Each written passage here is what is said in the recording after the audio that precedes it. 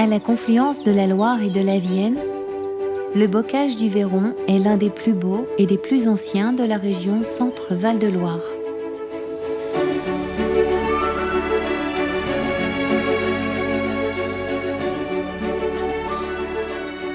L'homme a longtemps façonné cette plaine marécageuse en creusant des fossés bordés de haies.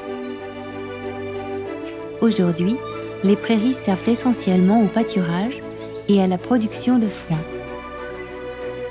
Identifié au titre des espaces naturels sensibles, il se singularise par son double rideau d'arbres, principalement des frênes, taillés en tétard.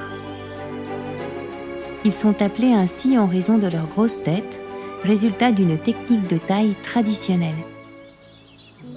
Les cicatrisations successives, dues aux coupes répétées des branches, forment un houppier arrondi rappelant le corps d'un tétard. Les plus vieux abritent une diversité importante d'insectes xylophages, tandis que les chauves-souris trouvent refuge dans leurs cavités.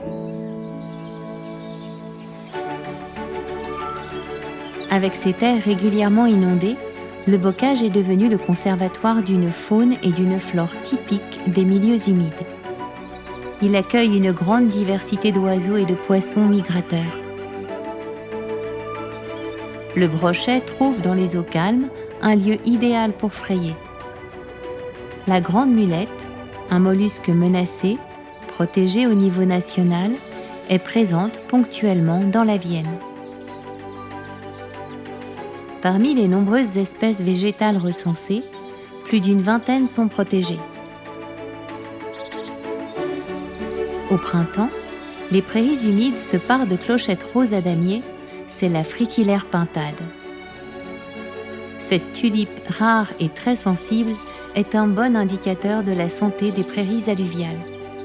Sa cueillette est interdite par arrêté préfectoral depuis 1991 en région Centre-Val de Loire.